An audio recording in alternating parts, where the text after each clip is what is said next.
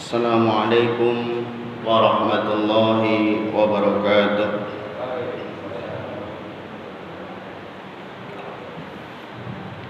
Innal hamdalillah nahmaduhu wa nasta'inuhu wa nastaghfiruh wa na'udzu billahi min shururi anfusina wa min sayyiati a'malina. May yahdihillahu fala mudilla lahu wa may yudlilhu fala hadiya lahu. Asyhadu an la ilaha illallah wa asyhadu anna Muhammadan abduhu wa rasuluhu la nabiyya ba'dah. Amma ba'd. Puji syukur dan lupa kita akan Allah Subhanahu wa taala yang mana pada kesempatan pagi hari ini alhamdulillah kita masih diberi karunia kenikmatan, kesehatan, taufik dan hidayah sehingga pada kesempatan pagi hari ini kita masih diberi karunia oleh Allah Subhanahu wa taala berkumpul di masjid yang kita cintai ini dalam rangka thalabul ilmi atau mencari ilmu. Jadi Bapak Ibu, kita sama-sama sharing, tidak ada satupun di antara kita yang saling hebat ataupun saling ini, tapi kita sama-sama. Salawat dan salam tidak lupa kita aturkan junjungan Nabi Muhammad sallallahu alaihi wasallam. Allahumma shalli ala sayyidina Muhammad wa ala ali sayyidina Muhammad. Semoga kita termasuk umat beliau yang mendapatkan syafaatnya di yaumil mahsyar kelak. Amin ya rabbal alamin. Bapak Ibu yang dimuliakan oleh Allah Subhanahu wa taala, pada kajian pagi hari ini kita akan melanjutkan tentang kitab Syama'il Muhammadiyah. Kitab ini seperti yang disampaikan oleh Ustadz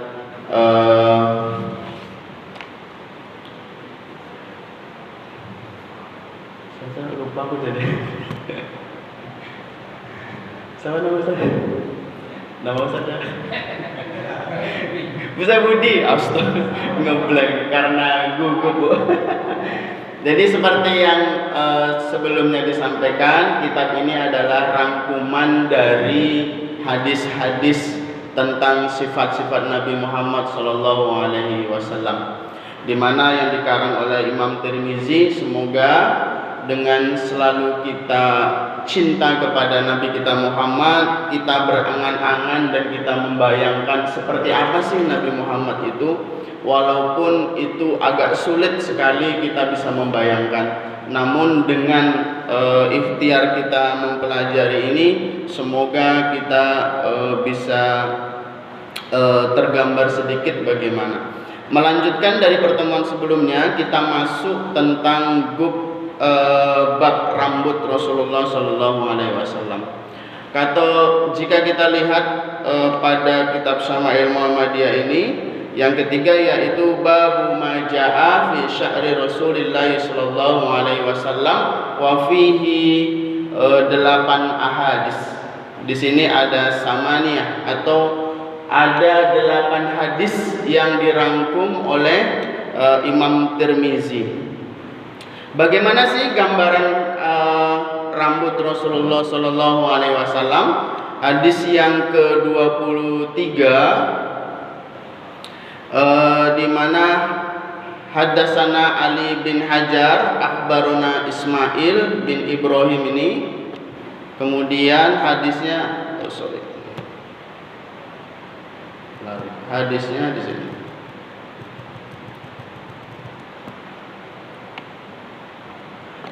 Kana sya'ru Rasulullah sallallahu alaihi wasallam ila nisfi uzunaihi, bahwasanya rambut Rasulullah Sallallahu Alaihi Wasallam mencapai separuh dari kedua telinga beliau. Dari sampai sini ya. Jadi nanti akan banyak hadis-hadis yang menjelaskan sampai mana. Ada yang menyebut Rasulullah sampai uzunain atau himmah, lamah. Ada juga yang bilang nanti antara telinga dan bahu atau di atas bahu. Hadis pertama itu bahwasanya Rasulullah SAW rambutnya mencapai separuh dari kedua telinga beliau. Rambut sya'run kalau dalam bahasa Arabnya. Bisa ainnya mati sya'run atau bisa sa'arun, tidak mati, sama saja artinya rambut. Itu hadis yang ke-23. Kemudian hadis selanjutnya yang diriwayatkan oleh Aisyah. Aisyah itu siapa, Pak? Istri Rasulullah sallallahu alaihi wasallam.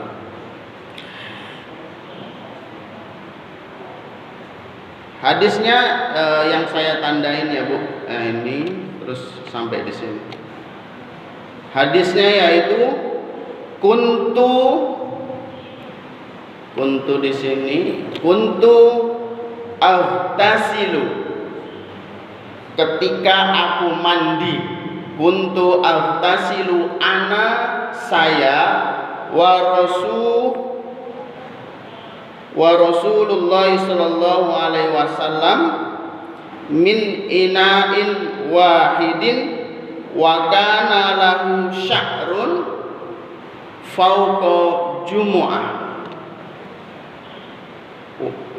wa dunal wafra.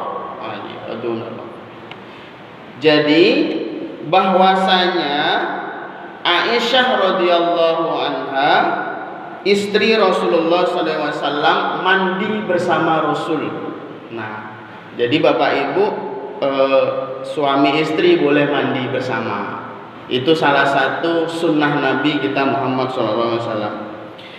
Jadi ketika aku mandi bersama Rasulullah SAW dalam satu bejana, jadi mandi bareng-bareng bersama Rasulullah, beliau memiliki rambut di atas jumah.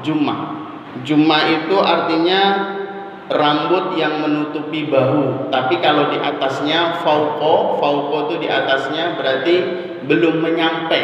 Jadi belum nyampe ke pundak gitu. Jadi hadis yang kedua mengatakan antara telinga dan bahu. Dan tidak mencapai wafroh. Wafroh itu panjangnya daun telinga. Kalau nyampe daun telinga namanya wafroh, kalau sampai ke bahu namanya jumah. Jadi di antaranya. Nah, disinilah kira-kira seperti itu. Nah, dari hadis ini disimpulkan bahwasanya rambut Rasulullah kita bayangkan antara telinga dan bahu. Nah, seperti itu.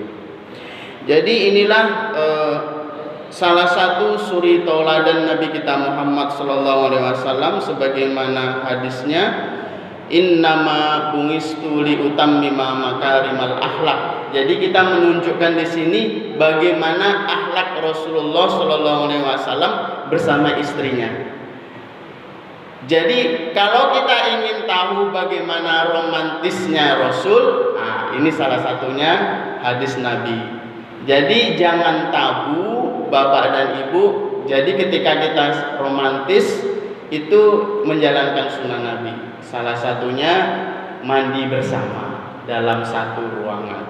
Apakah itu mau pakai anduk atau tidak, enggak masalah. Tidak ada keterangan di situ. Makin lengket, makin romantis, makin berpahala. Nah, siap Bapak Ibu? Kayaknya Bang Iman membayangkan.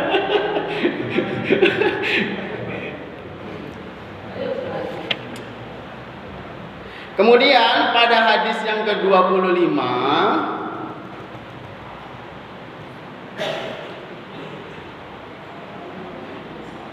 ini langsung saya tandain di atasnya. Karena Rasulullah sallallahu alaihi wasallam marbu'an. Marbu'an di sini. Karena Rasulullah sallallahu alaihi wasallam marbu'an ba'ida ma baina mankibain. Wa kanat jumlatu tadribu syahmat udunai. Sifat fisik gambaran Nabi kita Muhammad sallallahu alaihi wasallam jauh dua pundaknya. Jadi pundak beliau satu dengan kiri agak jauh. Kalau bahasa kita itu namanya tegap, tegap gitu ya. Jadi bahu dengan ini bidang. Nah, bidang. Jadi bidang tidak gemuk, tidak juga kurus. Nah, jadi bidang. Jadi rambutnya itu sampai telinga beliau. Nah, ini uzunai sampai kedua telinga beliau.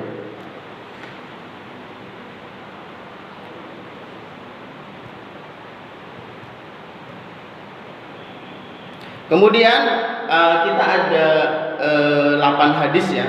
Kemudian hadis yang ke-26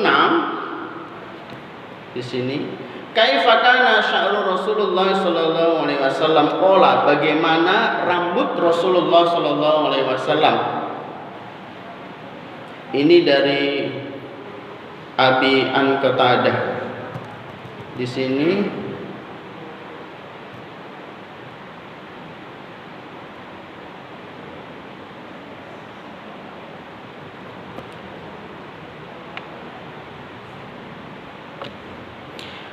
kaifa kana sya'ru Rasulullah sallallahu alaihi wasallam qala lam yakum bil jaddi wala bis sabti kana yablughu syahmatal udunain.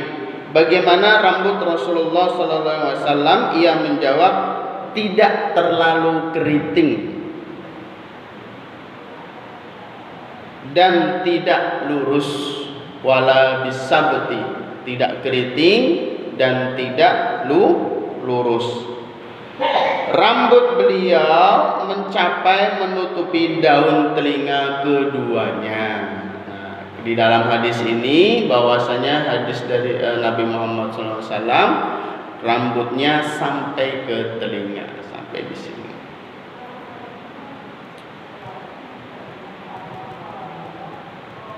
Kemudian pada hadis selanjutnya,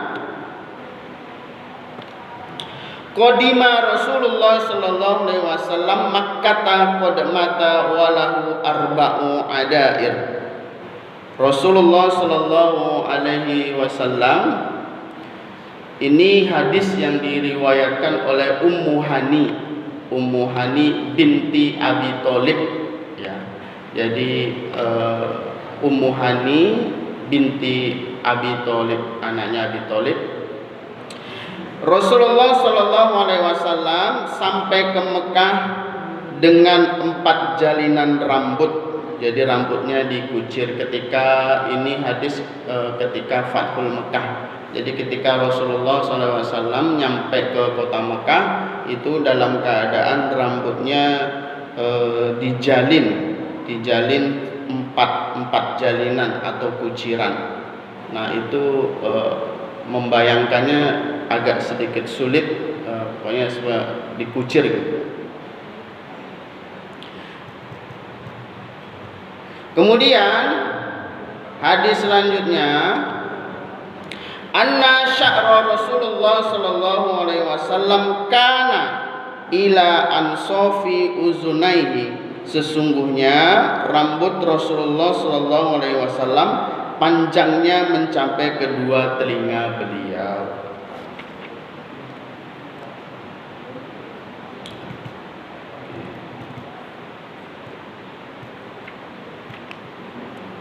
Nah, oke, kita lanjut yang terakhir ya Bapak Ibu. Anna Rasulullah sallallahu alaihi wasallam kana yasdilu sya'ra wa kana musyrikuna yafrukuna ru'usahum fakana ahlul kitab yasdiluna ru'usahum wa kana Rasulullah sallallahu alaihi wasallam yuhibbu muwafaqata ahlil kitab fima lam yu'mar fihi bisyai'in summa faraqa Rasulullah sallallahu alaihi wasallam ra'sah. Jadi Rasulullah sallallahu alaihi wasallam awalnya menguraikan rambut beliau dan orang-orang musyrik membelah rambut beliau, membelah rambut kepala mereka. Sedangkan wakana ahlul kitab sedangkan ahlu kitab menguraikan rambut kepala mereka. Dan Rasulullah SAW lebih wakana yuhibbu muwafaqahu ahlil kitab. Sesungguhnya Rasulullah lebih suka dengan ahli kitab daripada orang-orang musyrik. Kemudian Rasulullah Faraq Rasulullah SAW ra'sahu. Kemudian Rasulullah menguraikan rambutnya. Jadi pada zaman dulu ada ahli kitab dan orang-orang musyrik.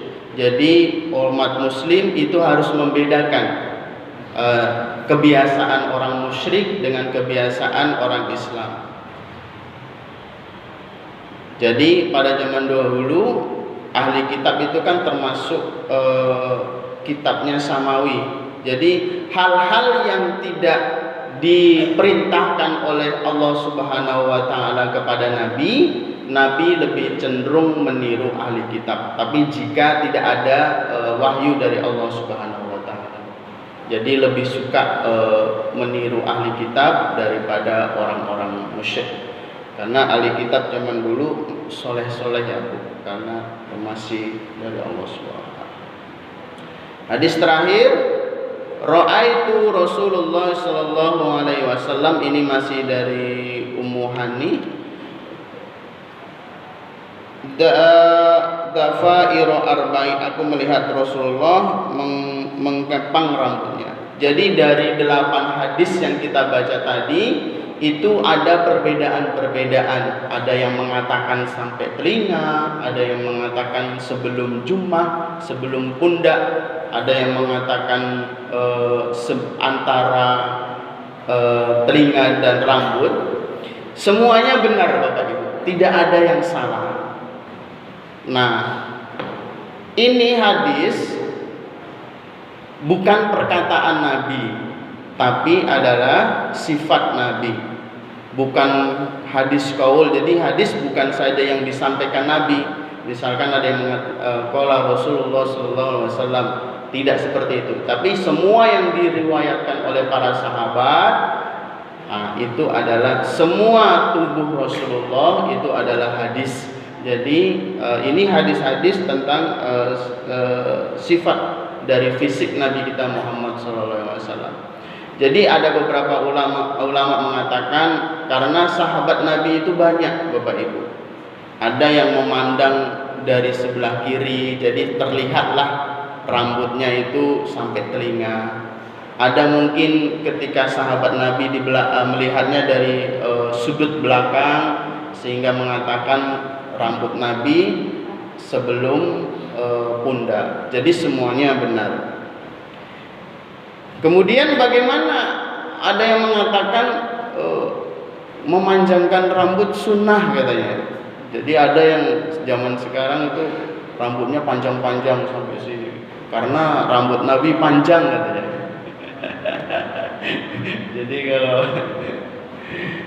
Jadi ada beberapa ulama mengatakan itu tidak termasuk karena rambut adalah kebiasaan dari masyarakat setempat. Jadi pada zaman dulu masyarakat zaman Nabi rambutnya segini-segini. Nah, kalau kebiasaan orang Indonesia rambutnya yang kita lihat sekarang. Tapi apakah boleh? Boleh. Kita rambut pendek juga sunnah Nabi, rambut panjang segini sunnah Nabi juga. Jadi semua sunnah Nabi karena sudah terwakili dari hadis-hadis tersebut.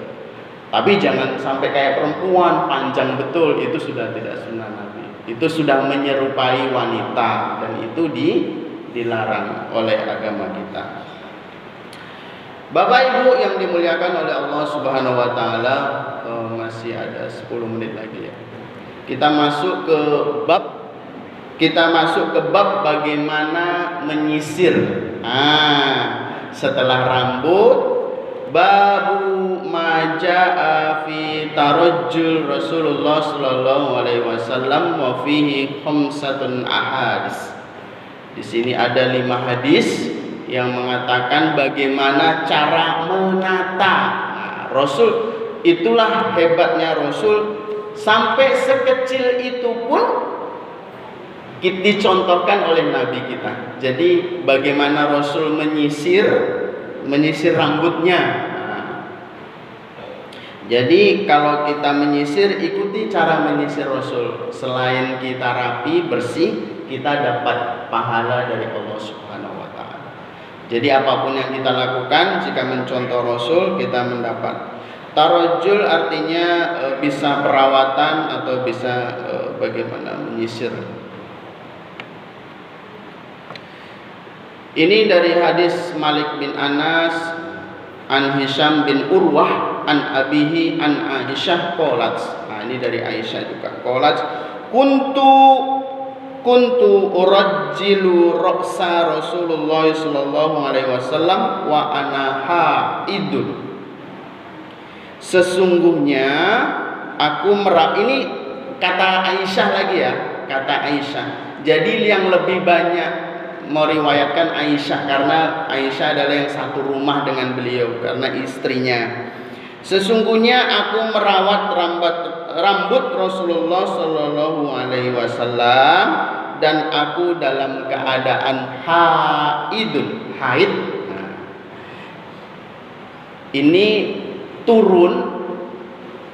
bukan turun. Hadis ini ketika di zaman Rasulullah para wanita yang haid itu dikucilkan. Jadi pada zaman jahiliyah ketika istrinya haid itu diisolasi. Jadi hal-hal tabu, suaminya nggak suka. Jadi dikecilkan, kemudian tidak boleh keluar rumah dan tidak boleh menyentuh suami. Itu pada zaman dahulu. Dicontohkanlah oleh Aisyah, oleh Rasulullah SAW bahwasanya wanita haid tidak najis. Jadi orang zaman jahiliyah dulu kan beranggapan haid itu najis sampai wanitanya pun najis. Nah, ini ketika Islam datang dimuliakanlah wanita itu. Boleh. Jadi ketika wanita haid boleh melakukan apapun kecuali berhubungan intim, ya, boleh. Karena haidnya kan kalau wanita itu panjang Bapak Ibu, ada yang 7 hari, ada yang bahkan sampai 10 hari, 9 hari. Sementara bapak-bapak itu kan kalau sampai 7 hari kan agak berat gitu ya Pak. Makanya boleh, tapi tidak boleh berhubungan. Itu Aisyah. Jadi menyisir rambut Rasulullah SAW dalam keadaan haid. Kemudian Bapak Ibu pada hadis yang ke-32 ini ada beberapa tulisan Bu, cuman ini penjelasan, jadi tidak saya baca penjelasan dari hadis di atas. Jadi hadis intinya yang saya tandai. Karena Rasulullah SAW ini dari Anas bin Malik. Anas bin Malik qala kana Rasulullah sallallahu alaihi wasallam bu'sirud dahna ra'sihi wa tasrihu lihyatihi wa yaksirul kina hatta ka'anna sawbatu sawbun zayyad. Hatta kana sawbahu sawbun zayyad. Rasulullah Shallallahu Alaihi Wasallam sering melumuri rambut kepala beliau dengan minyak rambut.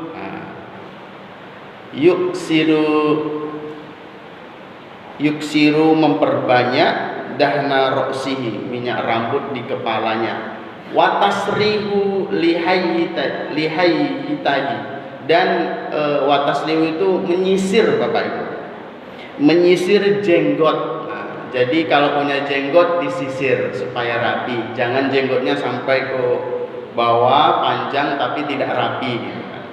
Jadi ada yang panjang bergriul-griul gitu kan, tidak rapi.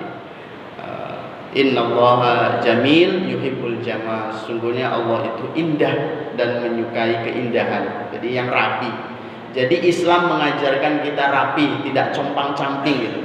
Jadi kalau yang ada compang-camping itu pribadi ya. Sekarang kan banyak mengatakan negara-negara Islam ini jorok. Negara-negara terkenal negara Islam itu jorok, nggak rapi, nggak bersih. beda kontras dengan negara-negara non-muslim. Itu sebenarnya bukan ajarannya tapi pribadinya, manusianya yang tidak mau menguswah atau mencontoh Rasulullah SAW. Dari menyisir saja kita diajarkan lihaiti wa tasrihu menyisir jenggotnya, wa yuksirul kina, yaitu memperbanyak masker wajah hingga seolah-olah pakaian beliau pakaian penjual minyak. Wasdu kina itu artinya gini Pak, kina itu selempet gitu, atau kalau kita potong rambut kan ada yang diselempangkan gitu ya, apa itu? Jadi Rasulullah ketika minyaki rambut dia pakai kain, jadi melapisi kain supaya bajunya tidak terkena. Nah, bajunya supaya tidak terkena minyak. Jadi, tapi minyaknya jangan kebanyakan, tapi hanya sekedar saja supaya rambutnya. Karena ada hadis di bawahnya mengatakan, ini dari Aisyah radhiyallahu anhu, in kana Rasulullah sallallahu alaihi wasallam yuhibbu yatamanna fi duhurihi. Rasulullah lebih suka mendahulukan kanan ketika fi duhurihi idza tatahhar, dalam bersuci ketika dia bersuci. Wa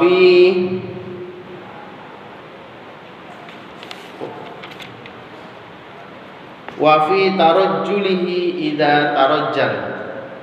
Jadi ketika beliau menggunakan sandal jika bersandal. Wa jika bersisir maka dia lebih ke jika bersisir dia menjadi wa finti'alihi idzan ta'al. Jadi ketika dia memakai sandal dia mengenakan sandal apabila dia menggunakan sandal. Jadi ini hadis salah satu keutamaan mendahulukan sebelah kanan, baik itu kita bersuci itu seperti wudhu. Jadi ketika wudhu itu ini hadis dalil mendahulukan sebelah kanan ya. Jadi kanan dulu, jangan wudhu sebelah kiri dulu baru tangan kanan. Kemudian kakinya, rojulnya sebelah kanan dulu. Beda ketika kita keluar masjid baru tangan kiri, kaki kiri. Ketika kita masuk WC didahulukan kaki kiri juga. Nah, itu adalah hadis bagaimana Rasulullah mencontohkan mengutamakan sebelah kanan. Dan ketika menyisir juga ke sebelah kanan. Jadi ketika kita nyisir, kita membayangkan Rasulullah menyisir rambutnya ke sebelah kanan, ke kanan dulu baru ke kiri. Nah, gitu. Wa finti'alihi idzan ta'jan, juga ketika menggunakan sandal juga harus sebelah kanan. Nah, jadi Bapak Ibu, itu adalah yang dicontohkan oleh Rasulullah Shallallahu Alaihi Wasallam. Bapak Ibu yang dimuliakan dimuliakan oleh Allah Subhanahu wa taala, hadis yang terakhir, hadis yang ke-34 dan yang ke-35 ini mirip. Jadi saya ambil satu hadis saja. Naha Rasulullah sallallahu alaihi wasallam antarajjil illa ghibbah.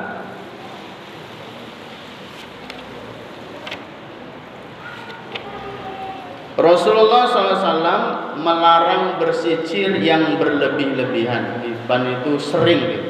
Bentar-bentar sisiran. Mau ke kantor sisiran, sebelum kantor sisiran, kemudian mau buka buku sisiran. Sering-sering itu pun nggak boleh. Jadi berlebih-lebihan. Ini salah satu hadis yang tidak boleh berlebih-lebihan. Apapun itu. Mau kita menggunakan sisir, kita makan, kita minum, tidak boleh berlebih-lebihan. Kemudian kita berbicara pun tidak boleh berlebih-lebihan. Jadi apapun tidak boleh berlebih-lebihan, tapi sedikit. Jadi ketika sesuatu yang berlebih-lebihan itu akan mendatangkan mudarat. Misalkan minum itu jika secukupnya sehat, tapi kalau berlebih-lebihan mabuk juga kan gitu. Makan kalau untuk sedikit sehat, tapi kalau terlalu banyak bukannya kita tahan dalam bekerja, malah justru ketika makannya banyak tidak kuat bekerja. Nah, itu dia. Jadi sesuatu yang berlebih-lebihan dilarang oleh Allah Subhanahu wa taala. Bapak Ibu yang dimuliakan oleh Allah Subhanahu wa taala, alhamdulillah pada pagi hari ini dua tema, yaitu tema bagaimana rambut Rasulullah dan bagaimana tema Rasulullah SAW menyisir. Sampai di sini waktu kita juga sudah habis. Nanti di pertemuan selanjutnya mungkin akan disampaikan oleh Ustadz yang lain. Saya jika ada yang salah mohon dimaafkan. Sama-sama saling belajar. Semoga ini ikhtiar kita ketika Nabi tahu bagaimana Rasulullah, kita membahas cinta kita kepada Rasul. Kita aja Bu, Bapak, ketika dulu kita punya pacar, ya, baru pertama kali jatuh cinta, kita tuh membayangkan tuh, waduh, gimana nanti rambut calon istriku ya, waduh, bagaimana ya tangannya gitu, gimana, sampai jalannya pun kita hafal. Bagaimana kita calon istri kita makna, itulah. Apalagi ini adalah uswat kita, contoh suri tauladan kita, itu harus kita pelajari. Kalau tidak dipelajari bagaimana kita tahu, kan tidak. Sebenarnya literatur ini banyak, Bapak Ibu bisa scroll di website, banyak sekali Bapak Ibu. Kita ketik aja di situ rambut Rasulullah, tek keluar. Sekarang sudah hebat zaman Pak, nggak ada yang sesulit zaman dulu. Kalau zaman dulu kita harus datang dulu ke sekolah, kita dengarkan guru kita berbicara. Sekarang enak, semua sudah sistem digital. Ada, cuman bagaimana kita menggunakan digital itu. Sama kayak pisau, ketika kita salah menggunakan, hancur kita Bapak Ibu. Internet dan digital juga seperti itu. Kalau kita bisa memanfaatkan dengan baik, kita menggunakan dengan bijaksana, itu akan bermanfaat. Itu semua sumber informasi. Jadi dunia itu seperti yang dikatakan Nabi, kecil.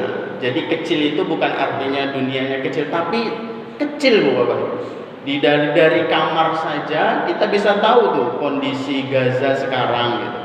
Kondisi Palestina sekarang. Kita bisa melihat berita di kampung orang tua kita di Padang misalkan, dari kamar kita, jadi kecil sekarang. Tidak ada lagi batasan-batasan di dunia ini. Semuanya sudah ada di genggaman. Jadi kalau pepatah dulu mengatakan buku jendela dunia, sekarang sudah berubah Pak, HP jendela dunia. Benar ya Pak ya kan? HP jendela dunia.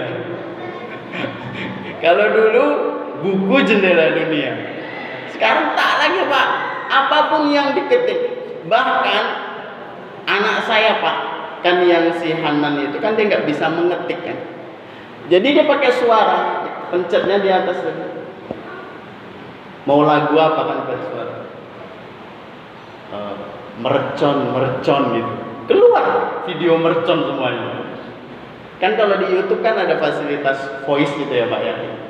Jadi anak-anak kecil itu yang dipencetnya Pak. Makanya dia paham walaupun dia nggak bisa ngetik kan, ada dipencet situ. Mau lihat ayam bebek kecil, bebek keluar bebek, nggak perlu dia ngetik.